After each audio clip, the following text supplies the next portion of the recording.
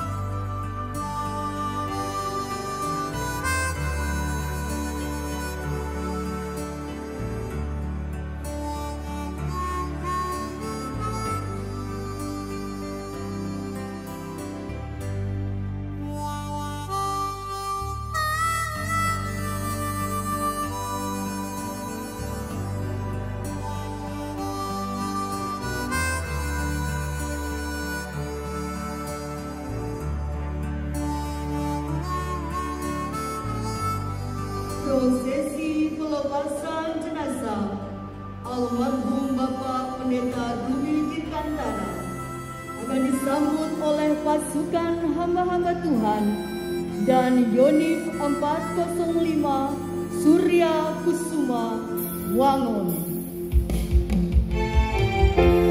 Selamat jalan pahlawan iman, selamat jalan orang tua tercinta, Pendeta Dwi Dirgantara.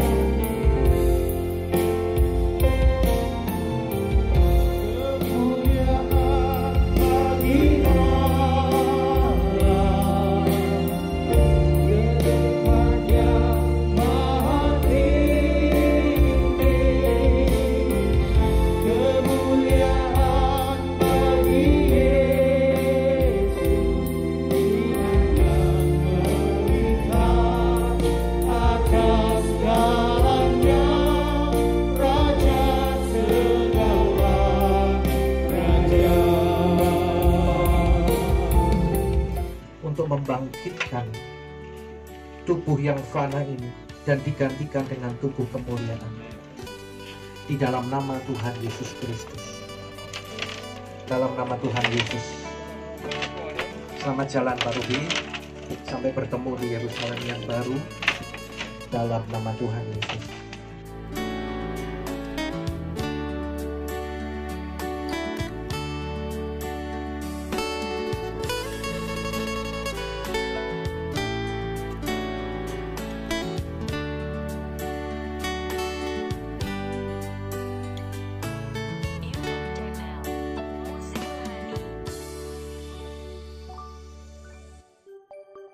Selamat kepada Sandi dan Ana yang telah menerima pemberkatan nikah kudus pada Sabtu 19 Juni 2021 di gereja.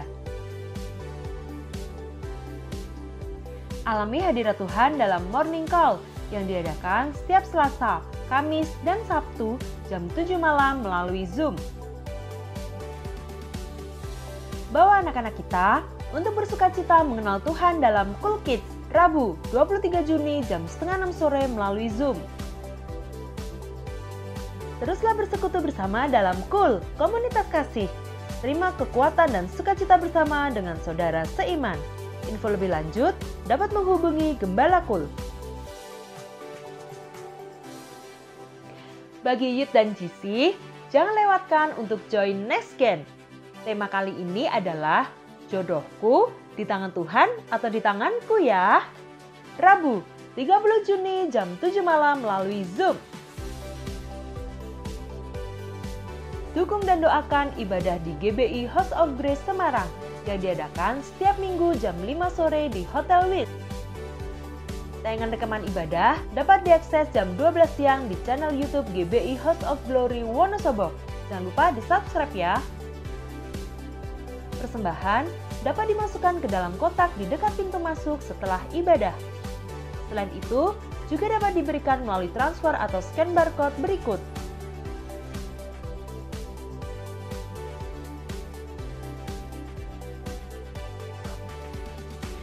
Hidup dan mati dikuasai oleh lidah. Siapa suka memakannya akan memakan buahnya. Demikian HOG News minggu ini. Tuhan Yesus memberkati.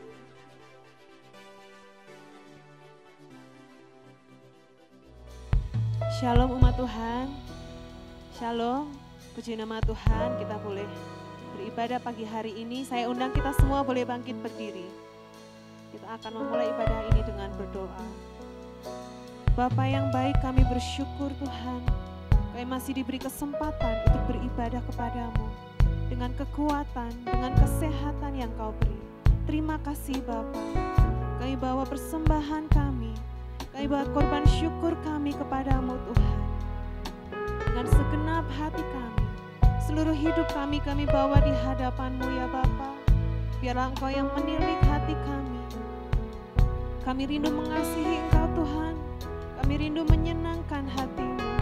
Melalui perkataan kami, melalui hidup kami, biarlah hanya nama-Mu saja yang dipermuliakan. Terima kasih Bapa, kami siapkan hati kami.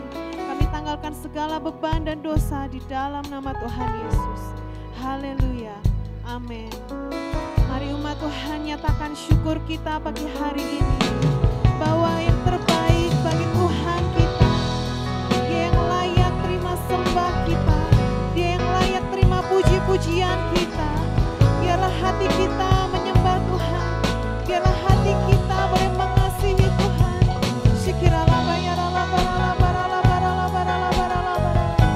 Ini hati kami Tuhan. Kami rindu mengasihi Engkau.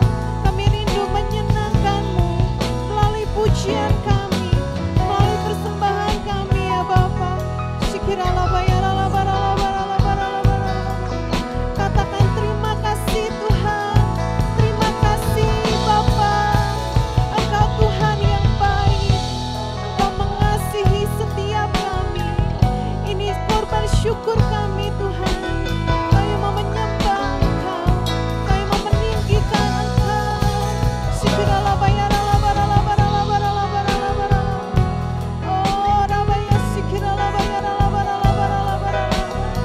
Terima kasih Bapa. Terima kasih Tuhan Yesus. Kami bersyukur. Kami bawa hati kami menyembah-Mu Tuhan. Oh haleluya. Terima kasih Bapa buat kasih setiamu. Haleluya.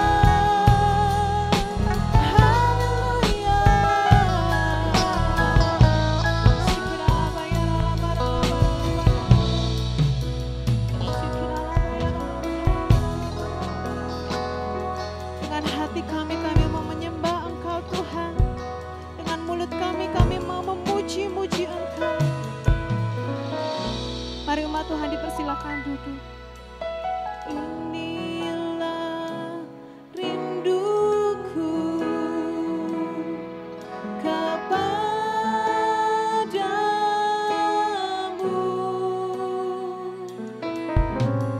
Segenap hatiku menyembah-Mu.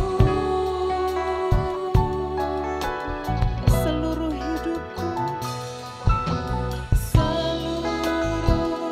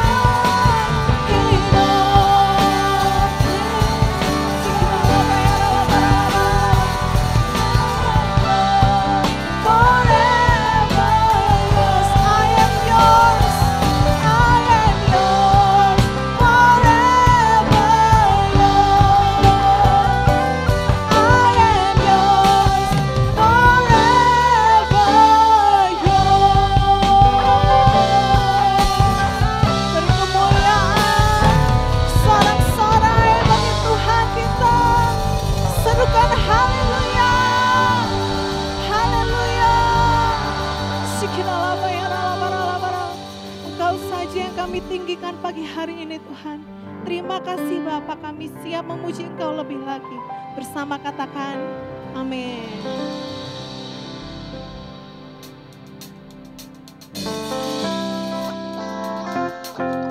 Mari sambil bertepuk tangan, kita katakan Yesus ajaib. Yesus ajaib, Tuhanku ajaib, kasih-Nya ajaib bagiku. Yesus ajaib, Yesus ajaib, Tuhanku ajaib, rahmat-Nya kekal selamanya. Tak berubah kasih-Nya.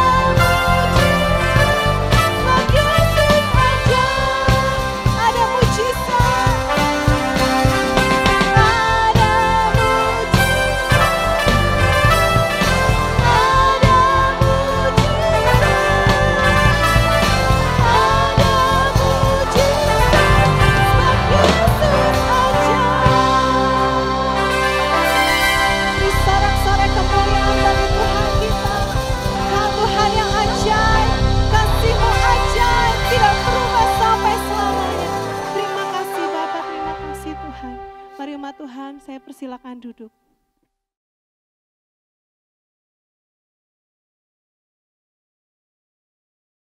Shalom saudara, dalam edisi Voice of Pentecost kali ini, kita akan membahas mengenai kekuatan bukan ketakutan. Dalam penelitian Northwestern Medicine mengidentifikasi bahwa amigdala merupakan bagian otak yang sangat berperan dalam proses ketakutan. Saat seseorang dihadapkan rasa takut, amigdala akan membangunkan sistem saraf di otak kita untuk memberi respon fight or flight. Respon inilah yang membuat kita waspada terhadap ancaman, di mana kita akan bersiap melawan bahaya yang membuat ketakutan atau melarikan diri dari ancaman tersebut. Dengan kata lain, paparan ketakutan sangat penting untuk mengembangkan daya tahan kita yang memungkinkan kita mampu mengatasi situasi yang tidak terduga. Pandemi COVID-19 adalah situasi yang penuh dengan ketidakpastian, sehingga tidak heran jika kita akan menemukan kesulitan melewati masa-masa ini. Tapi ingat, segala sesuatu yang terjadi di dunia ini pasti atas seizin Tuhan. Tuhan mempunyai rencana bagi setiap orang yang berserah kepadanya dan Ia tidak akan membiarkan umatnya binasa. Ia menguji setiap umatnya dengan peristiwa untuk membangun dan membentuk kerohanian setiap kita. Sebagai orang percaya, seharusnya kita mampu mengendalikan rasa takut, bukan malah dikuasai oleh ketakutan. Pertanyaannya sekarang, bagaimana setiap orang percaya dapat menang dari ketakutan dan menjadikannya kekuatan? Yang pertama, alihkan pandangan dari masalah kepada Tuhan. Matius 8 ayat 25-26 berkata, "Maka datanglah murid-muridnya membangunkan dia, katanya, 'Tuhan, tolonglah, kita binasa.' Ia berkata kepada mereka, 'Mengapa kamu takut, kamu yang kurang percaya?' Lalu bangunlah Yesus menghardik angin dan danau itu. Maka danau itu menjadi teduh sekali. Kebanyakan dari mereka yang berada di dalam perahu ini adalah nelayan dan sudah terbiasa dengan situasi ombak maupun badai yang bisa datang kapanpun.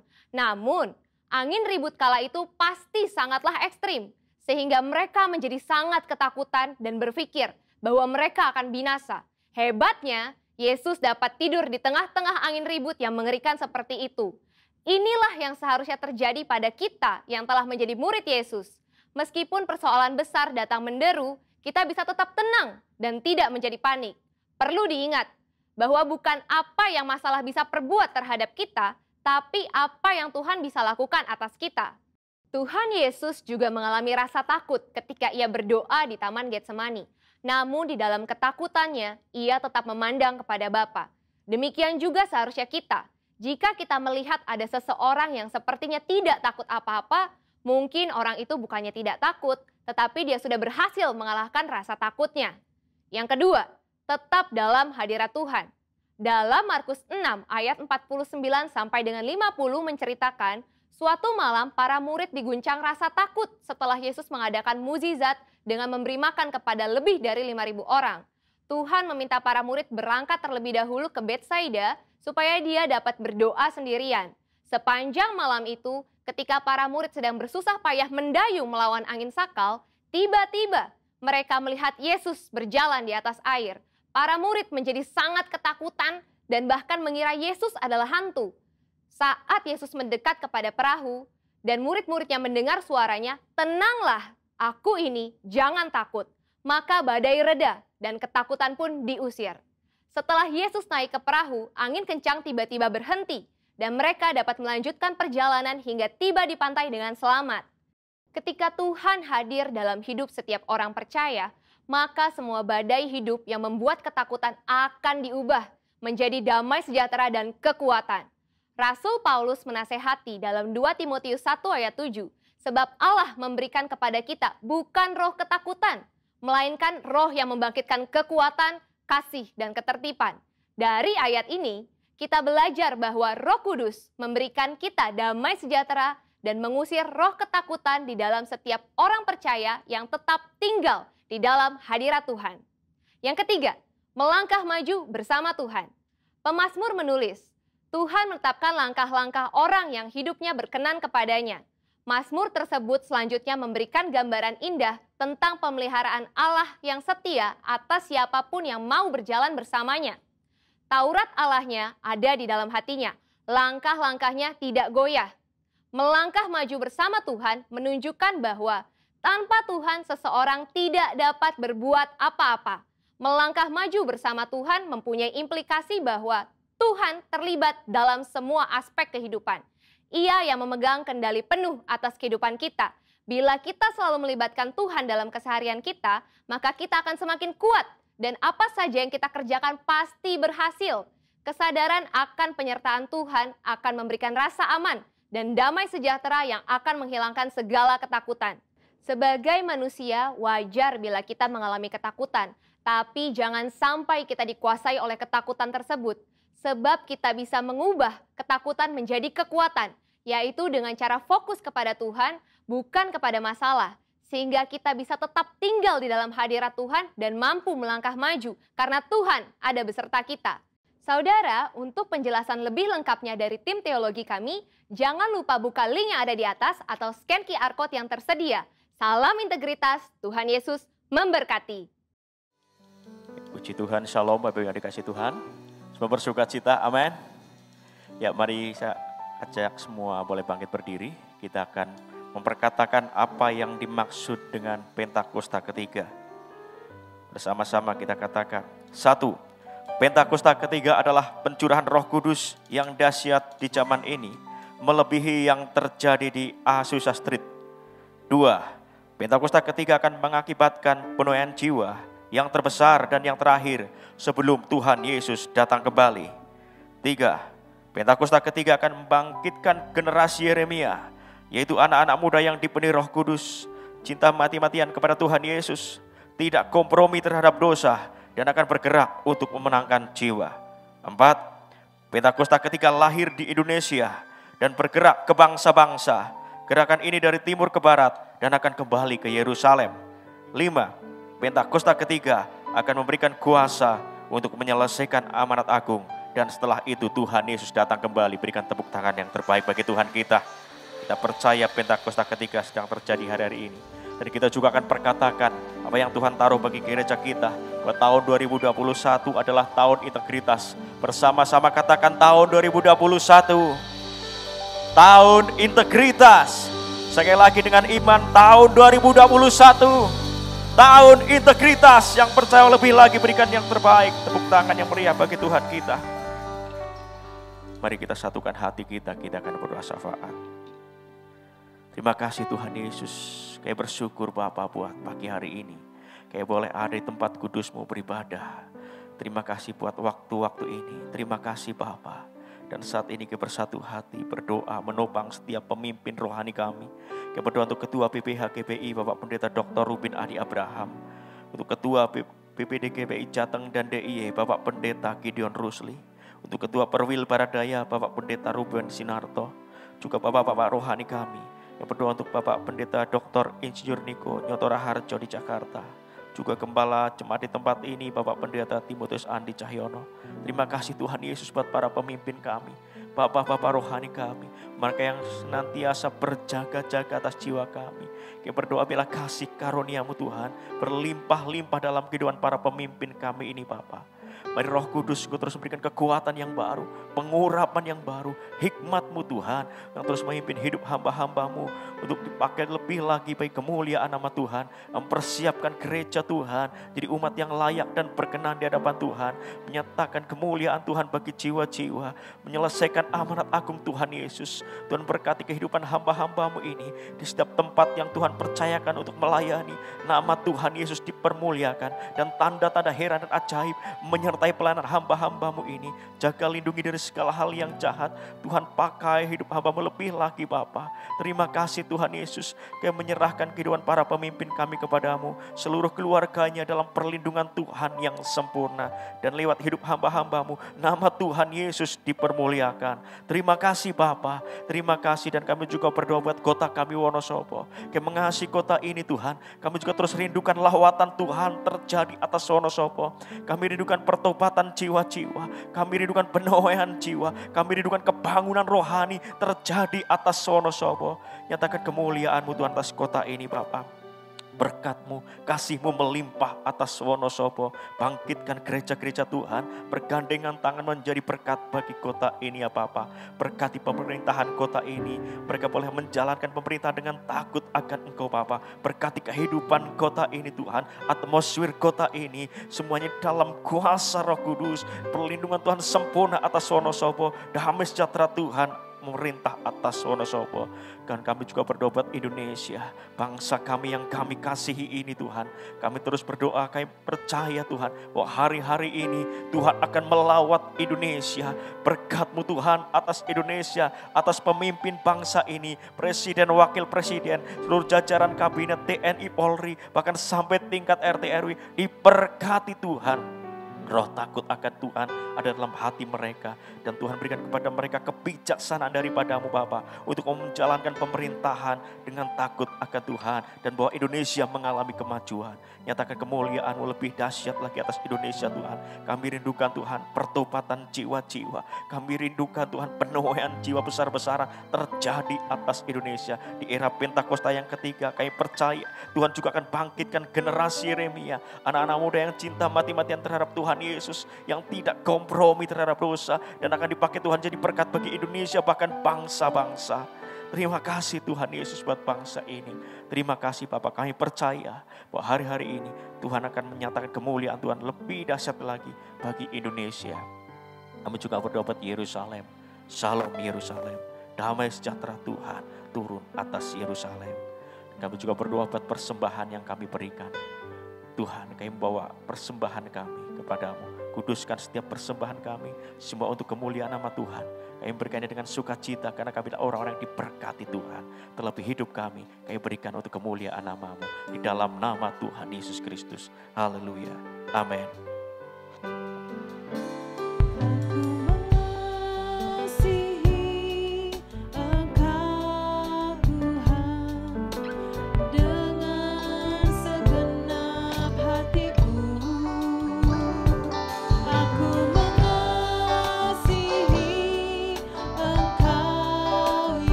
Ku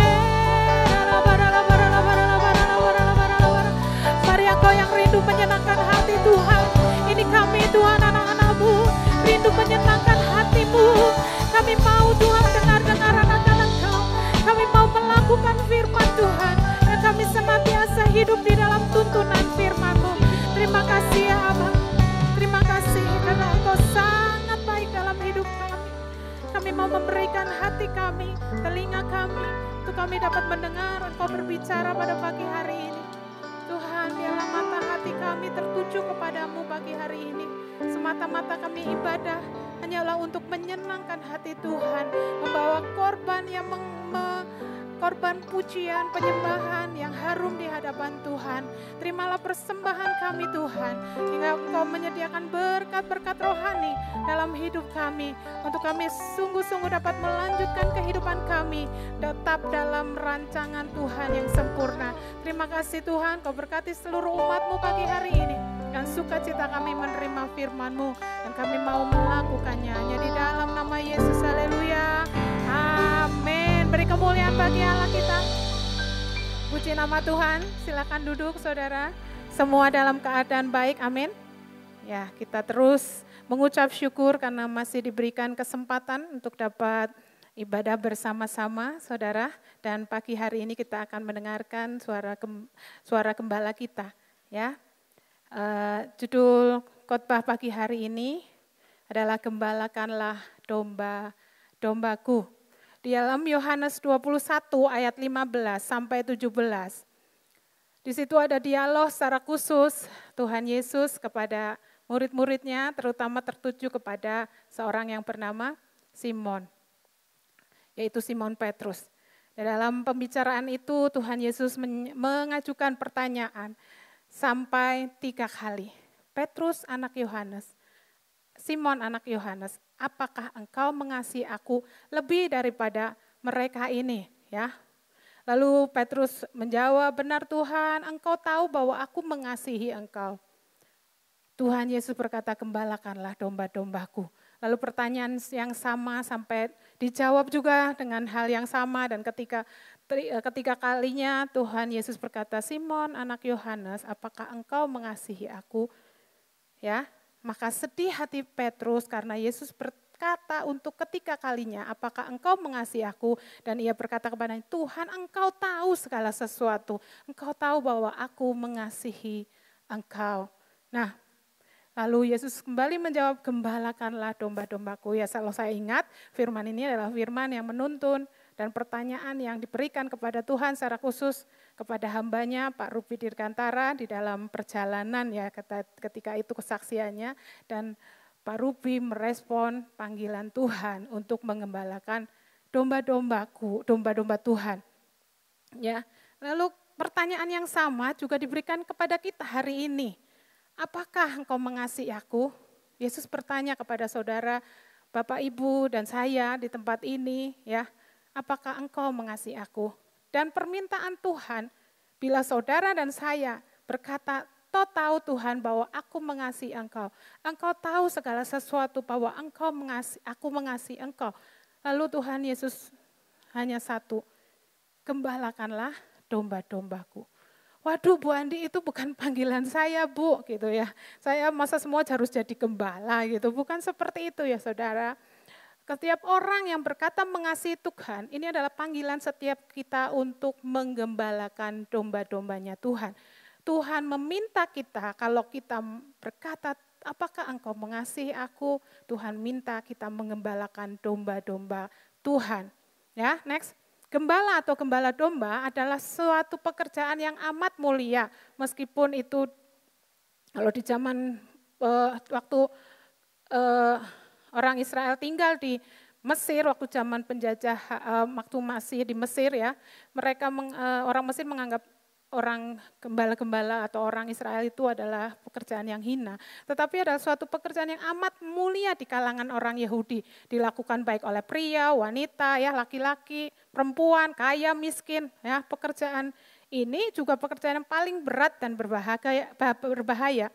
Ya, kalau dibilang menurut survei, bahkan pekerjaan yang paling membuat stres di bawahnya, mungkin di bawah atau di atasnya antara presiden dan gembala sidang adalah dua-dua yang seimbang saudara. Ya, nah itu adalah pekerjaan yang berat. Contoh kita lihat adalah kehidupan Daud. Daud hanya menjaga domba-dombanya di ladang hanya berapa? 2 atau 3 ekor saja. Tetapi dia harus menghadapi singa dan beruang. Demikian juga Yakub ya, dalam kehidupan Yakub mengikuti mertuanya, dia menggembalakan domba. Kita lihat bahwa Next, yang diterkam oleh binatang buas ya, jadi dia harus menghadapi binatang buas. Ya, lalu apalagi saudara, yang dicuri orang. Dicuri orang dan dicuri orang itu bisa pagi, bisa malam, bisa siang, bisa malam, ya. Lalu dia harus kepanasan waktu siang, kita tahu di padang gurun panas sekali dan kedinginan waktu malam dan mataku jauh dari pada tertidur. Itulah penderitaan yang akhirnya dikeluhkan oleh Yakub ketika dia mengikuti Laban, mertuanya, tetapi Laban ini curang, jadi dia akhirnya ngomong gitu, nih loh aku sudah menjaga domba-dombamu gitu ya, dan selalu engkau tuntut, bahkan yang dicuri dia tuntut pada Yakub tanggung jawab sebagai gembala domba-dombanya, dan dia nggak tidur katanya, pagi siang malam jagain terus, karena sistem pengembalanya dibawa ke padang cari rumput ya, kalau di padang gurun kan susah cari rumput dan harus digiring dan nggak pulang pergi setiap hari, tetapi beberapa hari akan tinggal di situ sampai rumputnya habis pindah lagi. Nah kita akan tahu hal-hal yang perlu kita gembalakan, karena ini panggilan setiap kita, bukan hanya Bapak Ibu Gembala yang di dalam gereja, tetapi setiap, tadi saya bilang setiap orang yang berkata Tuhan aku mengasihi engkau. Yang pertama tentu saja kita harus dapat menggembalakan diri sendiri, katakan amin saudara. Nah artinya kita harus dapat membawa dan memimpin hidup kita, ingat, untuk berjalan dalam jalan-jalannya Tuhan dan mencapai tujuan hidup di dalam Kristus, karena pengembalaan itu kan menuntun, membawa domba-dombanya ke air yang tenang, apalagi saudara, ya mengajar, memberi makan, segala macam yang gembala itu tugasnya banyak sekali kalau saudara lihat di kamus Alkitab ya, tetapi kita ini harus menggembalakan diri sendiri, mampu membawa hidup kita untuk ada terus dalam jalannya Tuhan. Contohnya ketika saudara pagi hari ini beribadah, saudara menggembalakan diri saudara sendiri untuk datang ke rumah Tuhan, atau yang di rumah-rumah, saudara menggembalakan diri sendiri untuk buka link ibadah pada hari ini. Ya, kalau engkau tidak menggembalakan diri sendiri, engkau akan sebodoh, mana nggak usah juga nggak apa-apa, nggak ada yang lihat seperti itu ya, karena tidak punya komitmen untuk membawa hidup kita tetap ada jalan di dalam Tuhan ya. Nah, apa jadinya saudara kalau kita hidup tanpa menggembalakan diri ya? Ya kita akan lepas kendali, kita hidup semau-mau kita. Kita nggak mau ikutin apa yang Tuhan bicara melalui apapun ya. Nah, lalu kita akan memisahkan diri dari kawanan ya, untuk mencari makan, nggak komitmen mungkin di satu gereja lokal, ya bukan untuk hidup dalam persekutuan, kita akan lepas dari penggembalaan, atau malah mungkin nggak bergerak, memilih duduk aja, nggak usah ngelakuin apa-apa, ya. Padahal Tuhan mau kita ada untuk mengenapkan rencana Tuhan. Nah, atau juga kalau hidup tanpa pengembalaan diri kita bisa tersesat, ya. Karena domba itu mudah sekali tersesat. Hidup tanpa pengembalaan diri, hidup kita akan nggak karuan, kita akan berantakan. Ya, memang nggak enak loh kita hidup semau kita ya. Hidup-hidupku orang lain ngatur-ngatur gitu ya. Nah, tetapi kalau kita tidak sadar bahwa kita bertanggung jawab terhadap diri sendiri, kita akan merasa nyaman untuk menjalani hidup ya, stagnan dalam beriman, tidak ada kemajuan. Selalu punya alasan untuk tidak mau dekat dengan Tuhan dalam ibadah kita. Nanti aja, bisa aja kita melakukan seperti itu. Nah, yang lebih parah kita bisa diterkam oleh binatang buas, istilahnya apa saudara? Kita ini berisiko, hidup kita menjadi orang yang sangat rentan termakan oleh kepentingan-kepentingan iblis, kesesatan-kesesatan yang ada. Ya, karena kita hidup di dalam dunia ini. Nah, kita akan lihat tanpa sadar siapakah yang mengembalakan kita, hidup kita saat ini. Ya, ada firman Tuhan yang Tuhan bukakan dalam kemarin perenungan dalam 1 bulan ini ya saudara. Nah, ini ada 3 pasal yang menguatkan saya. Yaitu Amsal 10 ayat 21a, bibir orang benar mengembalakan banyak orang. Lalu apalagi saudara, mulut orang benar adalah sumber kehidupan. Nah, yang sering kita dengar, hidup dan mati dikuasai lidah. Siapa suka mengemakannya akan memakan buahnya. Nah saudara, ketika saya merenungkan bagaimana sih setiap kita yang berkata aku mengasihi Tuhan harus dapat mengembalakan domba-domba, mengembalakan diri sendiri dan mengembalakan domba-dombanya Tuhan, yaitu melalui perkataan. Nah, perkataan seperti apa yang dapat mengembalakan hidup kita? Ini ada istilah next self-talk. Ya, kalau di istilah psikolog itu ada yang namanya self-talk, yaitu dialog batin. Apa itu? Setiap kita secara sadar atau tidak pasti pernah dan bahkan sering sepanjang hari, apalagi mungkin orang-orang yang nggak suka ngomong ya. Tetapi walaupun pendiam dia kan terus berpikir, terus berbicara dengan dirinya sendiri. Ya, jadi melakukan self-talk, dialog batin. Pikiran kita diungkapkan dengan perkataan, ucapan dengan diri sendiri. Ada dua self-talk yang sering kita lakukan, yaitu positif self-talk atau negatif. Ya. Nah kunci apa? Kita akan tes, nanti mungkin di Kul akan lebih banyak terbuka ya, di Kul lebih baik terbuka supaya kita tahu, oh ternyata selama ini kita tuh salah dan kita saling berbagi. Ya, pikiran-pikiran apa yang seringkali kita keluarkan, kita ucapkan, kita gumamkan, kita dengungkan di dalam pikiran kita, di dalam hati kita, bahkan di dalam batin kita, ya, sehingga itu menghasilkan buah. Kita memakan buah itu. Yaitu ada kata next, gak tahu kenapa, entah mengapa, ya, adalah kalimat pembuka pintu gerbang pikiran bawah sadar tanpa seseorang harus dalam kondisi tidur. Jadi ada istilah gelombang otak theta ya, kalau kita belajar kan ada gelombang delta, alpha, segala macam banyak ya saudara. Nah ini maksud theta itu gini loh, kita ada tahu ya terapi kalau kita punya bayi, waktu mau tidur ini nak boboin, terus kita sambil kasih nasihat, katanya itu sungguh-sungguh masuk ya di alam bawah sadar mereka. Ini nih artinya gelombang otaknya itu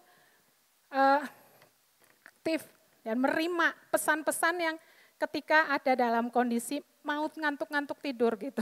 Nah itu cesplong banget ketika katanya kita punya baby, kita nyanyiin, kita kasih firman, kita kasih nasihat, kita bawa, nah kamu kalau besar jadi anak yang hebat ya, anak yang sukses. Nah, itu masuk ke dalam otak kita melalui gelombang theta. Demikian juga, itu kan dalam kondisi ngantuk tuh ya.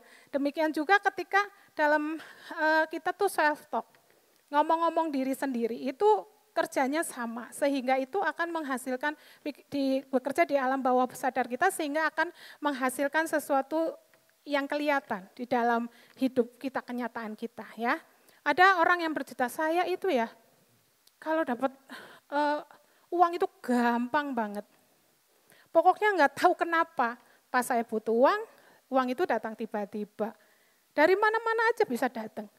Ya, dari tempat yang dia disangka-sangka. Tapi nggak tahu juga kenapa habisnya cepat juga. Nah itu self-talk yang sebetulnya positif pertamanya, tetapi diakhiri dengan ngenes ya saudara, nggak tahu kenapa, kok cepatnya habisnya cepat juga. Nah seperti itu, jadi contoh-contoh yang negatif selalu nggak tahu kenapa ya. Saya ini makan sedikit aja jadi daging, saya minum air putih aja jadi daging. Nggak tahu kenapa ya. Apalagi saudara, namanya hidup itu pasti banyak cobaan. Tapi dari apa ya, saya juga nggak tahu. Hidup saya dari dulu itu selalu susah terus. Nggak tahu kenapa ya, setiap usaha yang saya buka selalu nggak jadi. Nggak tahu kenapa ya, usaha yang saya rintis akhirnya bangkrut. Nggak tahu kenapa ya, saya itu melakukan sesuatu selalu gagal. Sehingga saya memang orang sial. Nggak tahu kenapa ya, saya kok lupaan terus. Saya memang pelupa. Nah seperti itu contoh-contoh nggak tahu kenapa. Saya setiap kenal laki-laki semuanya brengsek dan mata keranjang. Loh kadang-kadang kan tiba-tiba pikiran-pikiran nggak tahu kenapa. Anak saya tuh sering sakit-sakitan. Kenapa ya? Nggak tahu kenapa. Kalau kepala saya kena air hujan selalu sakit. Nah sebetulnya tanpa kita sadari self-talk ya, next, inilah yang menjadi program hidupnya yang menuntun orang itu untuk memakan buahnya. Ya, mau itu sehat, sakit, mental block, kematian, dan nasib. Kata orang kan nasib. Nasib kita ya. Saudara, siapa yang percaya nasib? Nasib itu adalah yang seperti Tuhan bilang, bahwa rancanganku adalah bukan rancangan kecelakaan, tetapi damai sejahtera. Kalau takdir, saudara ditakdirkan, lahir dari satu keluarga, saudara nggak bisa milih, dilahirkan sebagai laki-laki atau perempuan, saudara ditakdirkan untuk akhirnya tinggal di Wonosobo ini ya, maksudnya mungkin lahir di Wonosobo ini, punya orang tua seperti apa, sebagai bangsa mana, itu takdir. Tetapi kalau nasib, itu ditentukan oleh kita sendiri, seberapa kita mengerti janji Tuhan ya. Nah, semuanya sering bermuara dari self-talk. Nah, itu kan dalam ilmu psikologi sangat mempengaruhi kehidupan kita, dan sebagian besar waktu kita diisi dengan self-talk. Dan apa isi pembicaraannya itu, saudara nanti bisa mereview, oh iya selama ini tuh apa yang sering aku bicarakan dengan diriku sendiri, apa yang aku yakini, apa yang tanpa sadar aku jalani dalam hidup ini, dengan itu dituntun oleh perkataan-perkataan seperti itu. Ya, apakah itu hal negatif atau positif? Ilmu pengetahuan mengajarkan bagaimana hidup baik dengan pikiran positif sehingga menghasilkan perkataan positif juga. Tetapi firman Tuhan ribuan yang tahun itu telah mengajarkan kebenaran. Ya, ribuan tahun yang lalu saudara, bukan bertahun-tahun yang lalu. Yosua 1 ayat 8. Janganlah engkau lupa memperkatakan kitab Taurat ini, tetapi renungkanlah itu siang dan malam, supaya engkau bertindak hati-hati sesuai dengan segala yang tertulis di dalamnya. Sebab dengan demikian perjalananmu akan berhasil dan engkau akan beruntung. Ya, janganlah engkau lupa memperkatakan firman. Dari hasil apa? Dari hasil renungan kita. Ketika kita membaca, kita merenungkan, kita memperkatakan firman. Supaya apa? Kita melakukan firman itu dan membuat kita apa? Berhasil. Perjalanan hidup kita berhasil. Next, keberhasilan itu apa saudara? Keberhasilan tentu saja sesuatu yang diraih melalui ketekunan, kerja keras, dan perjuangan. Jadi ada harga yang harus dibayar. Di luar sana banyak orang yang sukses, yang berhasil karena mereka memiliki ketekunan, mereka memiliki perencanaan yang matang, mereka banyak nasihat-nasihat untuk keberhasilan. Ya. Tetapi Tuhan juga janjikan keberuntungan. Apa itu saudara? Sebuah pencapaian yang diraih oleh pertolongan dan campur tangan Tuhan. Ini yang hebatnya kita, anak-anak Tuhan, diberikan keberuntungan. Bukan cuma keberhasilan, tapi keberhasilan dan keberuntungan. Kalau keberhasilan orang di luar lebih banyak sana mungkin yang lebih berhasil, yang lebih luar biasa. Dengan orang-orang Jepang, kepala jadi kaki, kaki jadi kepala ya. Orang-orang Cina, ya negara Cina semua berhasil luar biasa. Tetapi keberuntungan adalah menjadi milik kita juga sebagai anak-anak Tuhan. Jadi melalui ayat di atas menegaskan bahwa perjalanan hidup orang percaya itu dirancang Tuhan ya untuk mengalami keberhasilan dan keberuntungan. Pikiran, perkataan dan tindakan sesuai dengan firman Tuhan akan menghasilkan keberhasilan dan keberuntungan. Ya.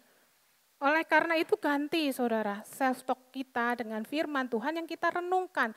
Hasil perenungan kita perkatakan, jangan lupa memperkatakan kitab ini. Maksudnya firman-firman hasil perenungan kita. Ya saudara, apa saudara? Ganti, gak tahu kenapa menjadi saya tahu janji Tuhan buat saya. Bagi Tuhan tidak ada yang mustahil. Lalu katakan lagi, Allahku akan memenuhi segala keperluan dan kebutuhanku menurut kekayaan dan kemuliaannya. Apalagi hidupku bukan ditentukan oleh apa kata orang, tetapi apa kata Tuhan. Hidupku penuh dengan keajaiban, ya, keberuntungan demi keberuntungan. Dan selanjutnya saudara-saudara akan mengalami banyak, ini bukan perkataan positif, tetapi ini kebenaran firman Tuhan. Di luar sana, orang-orang dibangun untuk membangun perkataan-perkataan positif. Kita dibangun untuk mengatakan kebenaran, yaitu kebenaran adalah sesuatu yang diberikan oleh Tuhan sendiri, melalui perkataan yang diberikan oleh mulut Tuhan sendiri. Yaitu kalau kita sedang lemah, Tuhan bilang kamu itu berharga, kita harus berkata, aku ini berharga, aku tidak mengalami kesialan. Tuhan membuat hidupku ini mulia. Aku akan dapat mengenapi janji Tuhan, aku dapat menjadi saksi Tuhan dimanapun berada. Jadi saudara jangan terhanyut oleh pikiran-pikiran yang menyesatkan, tetapi perkataan-perkataan kebenaran. Amin saudara, siapa yang mau lambaikan tangan, ya mari bangun hidup kita untuk mengatakan kebenaran. Terlebih dulu untuk hidup kita saudara.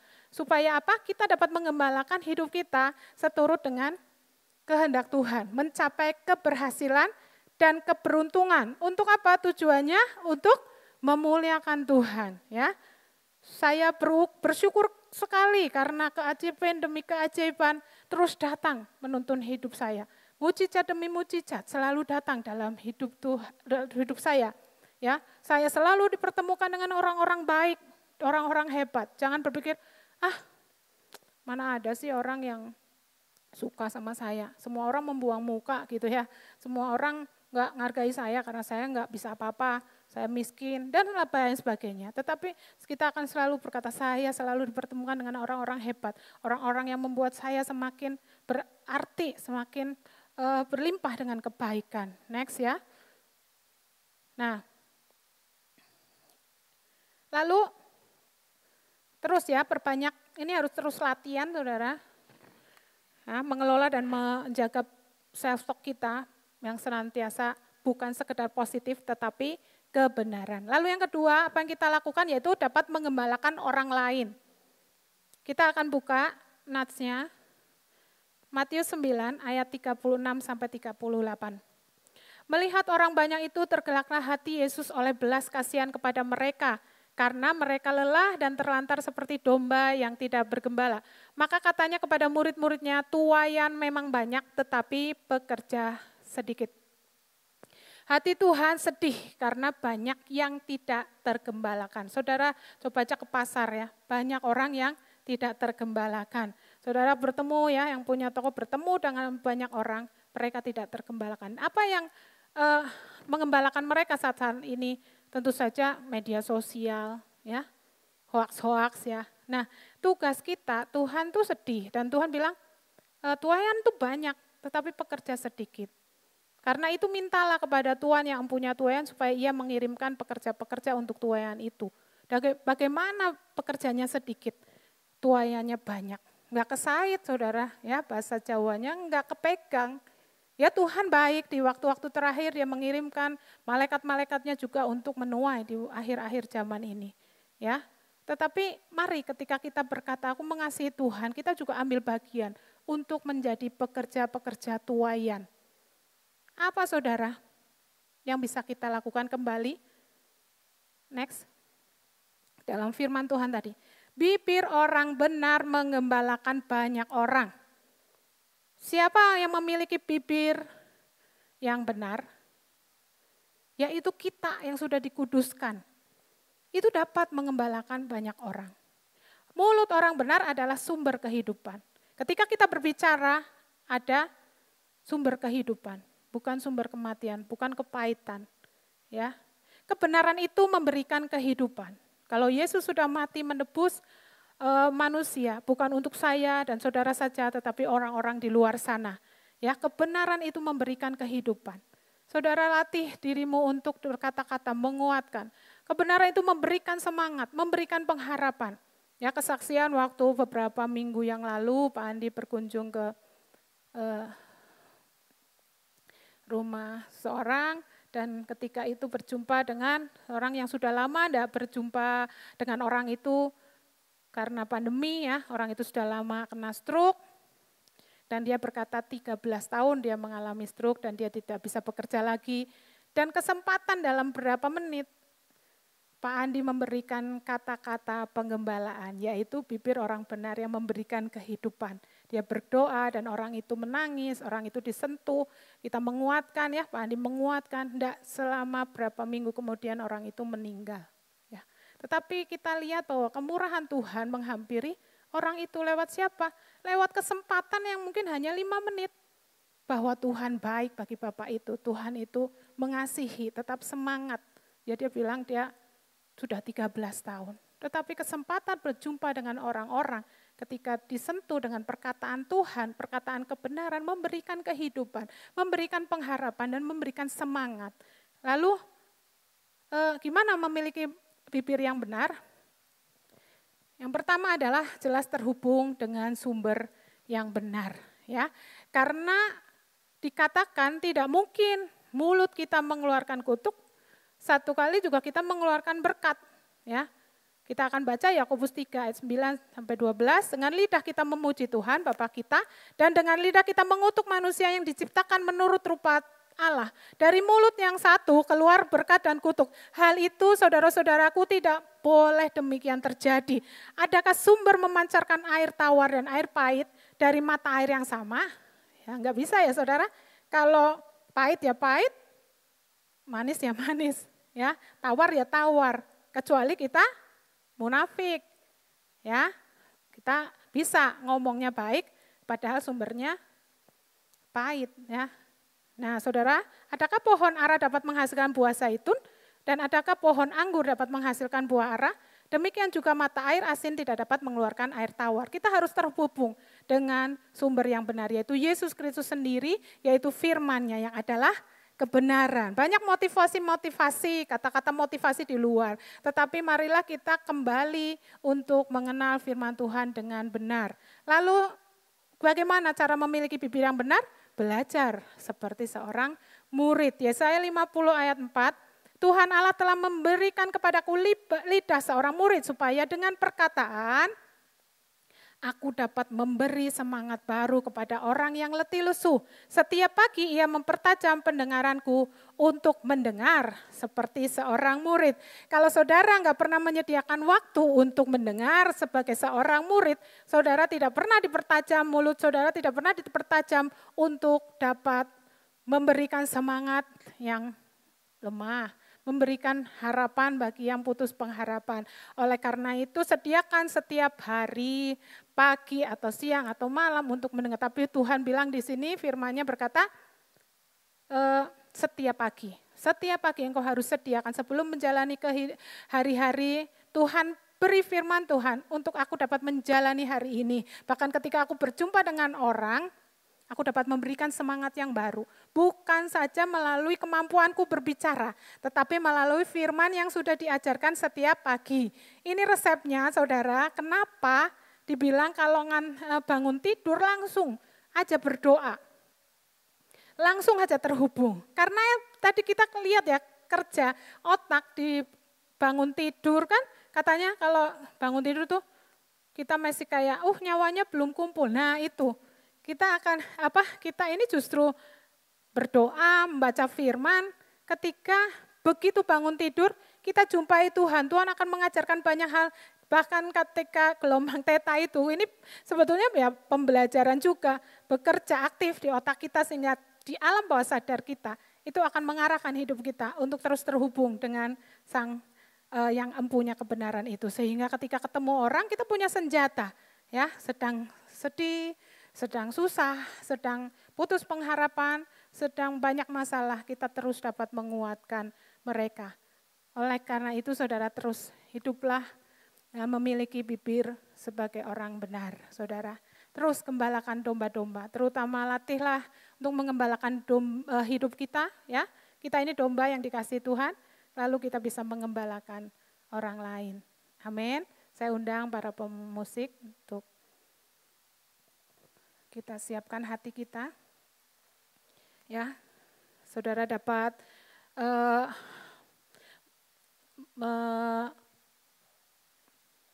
membahas tentang hal ini di dalam kul saudara. Kita terus melatih untuk kita berpikir dan berkata benar. Saya undang Bapak Ibu untuk bangkit berdiri.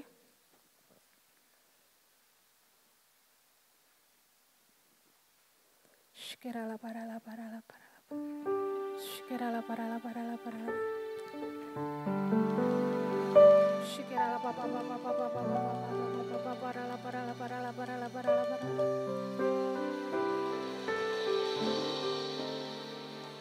Aku mengasihi Engkau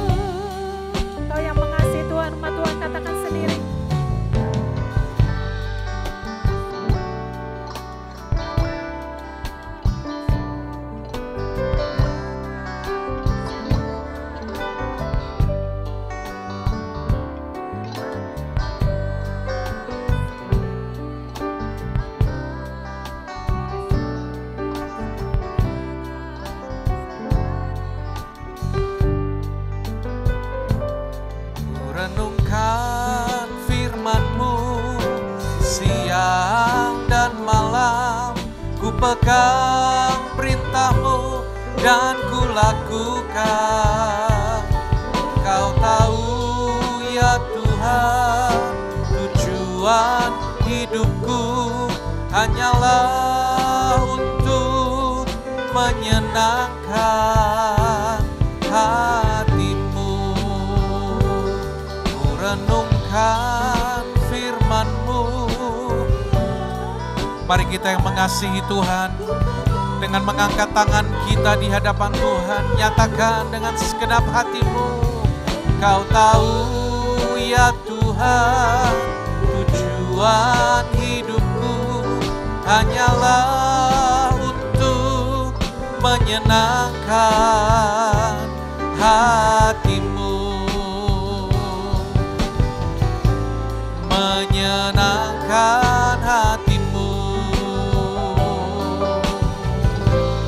menyenangkan hati-Mu.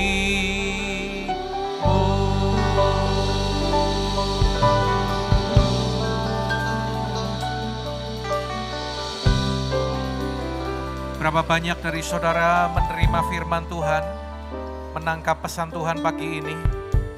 Mari kita membuka kedua tangan kita akan berdoa. Saudara, beberapa waktu ini, biarlah engkau memperbaharui komitmen-Mu. Firman Tuhan hari ini berkata, gembalakan.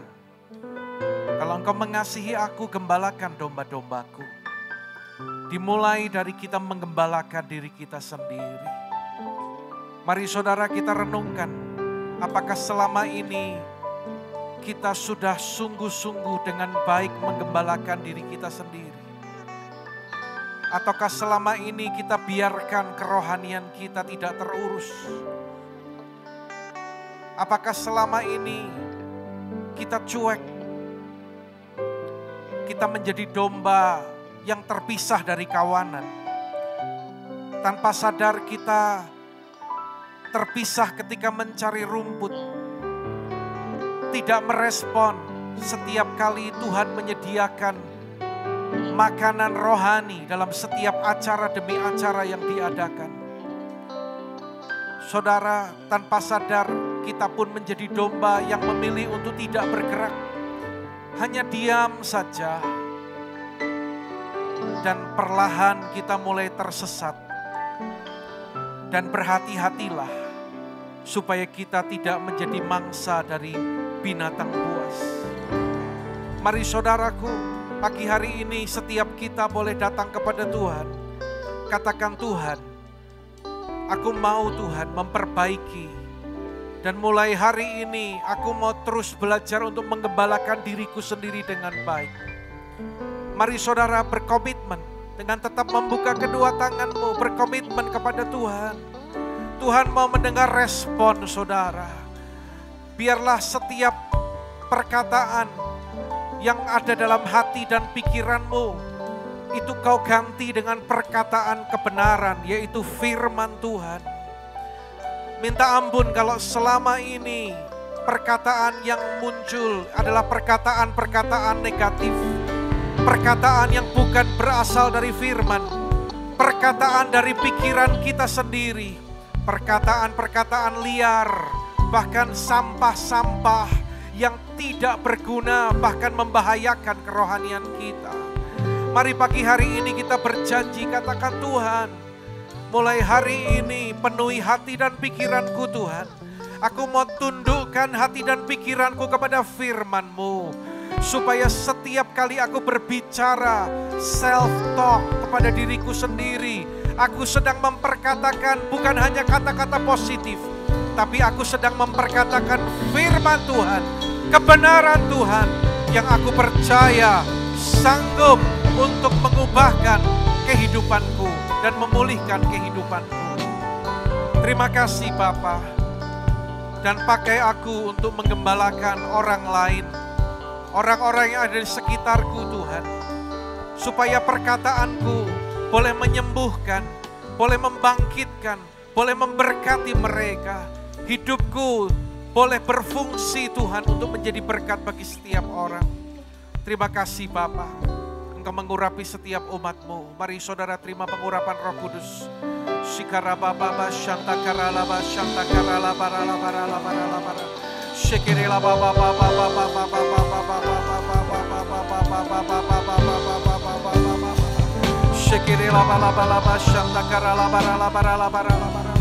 Mari saudara saat ini berdoa dalam bahasa roh. Kau yang sudah dikaruniai bahasa roh, berdoa dalam bahasa roh. Berdoa dalam bahasa roh. Terima pengurapan. Saudara dengan lapar dan haus, kau terima pengurapan saat ini. Pengurapan Roh Kudus, pengurapan yang baru memenuhi kehidupan saudara di dalam nama Tuhan Yesus. Terima kasih Tuhan, terima kasih ya Tuhan. Oh, Rabashangara laba laba laba shangara. Oh, hidupku menggenapi firman-Mu. Tanda mujizat sertai tiap langkahku. Angkat tangan kita saudara. Kau bersama di dalamku, jadi bukti kebenaran. Mari latihan. Sekarang katakan kebenaran ini. Hidupku menggenapi firman-Mu. Tanda mujizat sertai tiap langkahku. Kau bersamaku, di dalamku, jadi bukti kebesaranku. Mari sekali lagi angkat tinggi kedua tanganmu. Hidupku menggenapi firman-Mu. Tanda mujizat sertai tiap langkahku. Kau bersamaku, di dalamku, jadi bukti kebesaran-Mu.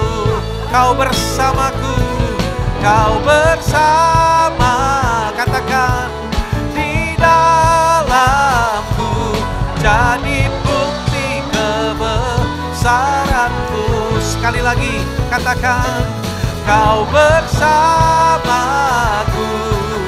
di dalamku, jadi bukti kebesaran-Mu.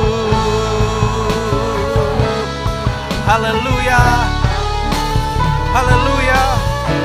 Saudara yang mengalami jamahan Tuhan, Mari sambut dengan tepuk tangan bagi Allah kita. Mari jemaat Tuhan serukan haleluya. Serukan lebih dahsyat lagi haleluya. Sekali lagi sorakan haleluya. Makasih Tuhan. Firman-Mu tidak pernah kembali dengan sia-sia. Terus Engkau mengurapi hamba-Mu Tuhan, pakai menjadi alat yang dahsyat, menjadi berkat bagi setiap jemaat yang Tuhan percayakan. Sebentar sebelum kami tinggalkan tempat ini, hamba-Mu berdoa bagi segenap umat-Mu. Di masa-masa pandemi ini yang belum mereda, bahkan ketika kami mendengar lonjakan COVID-19 dengan varian-varian yang baru. Bapa, kami sepakat saat ini, mari angkat tangan-Mu saudara, angkat tangan-Mu. Bawa hidup-Mu, serahkan seluruh keluarga-Mu, datang kepada Tuhan. Yang kita andalkan hanya Dia. Kita tidak dapat menjaga diri kita sendiri dengan sempurna. Tetapi satu-satunya cara yang paling aman adalah kita berlindung pada Tuhan. Bapa, hamba-Mu berdoa. Kami sepakat dengan umat-Mu. Kami mau berkata, kami hanya berlindung kepada Tuhan. Kami mau katakan, kami tidak takut. Kami tidak khawatir. Namun kami percaya kepada-Mu. Kalau Tuhan sanggup untuk menjaga, melindungi kami anak-anak-Mu dengan sempurna. Kami percaya hidup kami dijaga, keluarga kami dijaga, pekerjaan dan usaha kami dijaga dan dilindungi Tuhan. Tuhan akan membuat perbedaan antara orang yang sungguh-sungguh beribadah dan orang yang tidak beribadah kepada Tuhan. Sesuai dengan apa yang dikatakan dalam firman Tuhan. Tuhan akan membuat perbedaan antara umat-Mu dan orang yang tidak percaya kepada-Mu. Saat ini saudara, terimalah perlindungan Tuhan sempurna turun atas kehidupan-Mu, menjaga melindungi engkau. Tidak ada yang jahat yang dapat menjamah kehidupan-Mu. Ketika Tuhan melindungi engkau dengan sempurna, maka hidupmu aman dan sejahtera. Saat ini terimalah berkat kasih karunia berlimpah dari Allah Bapa dalam putranya tunggal Tuhan Yesus Kristus. Tak persekutuan yang indah dan manis bersama Roh Kudus menyertai kehidupan saudara mulai saat ini sampai Maranatha, bahkan sampai selama-lamanya dalam nama Yesus. Yang percaya diberkati bersama katakan amin. Tuhan memberkati saudara.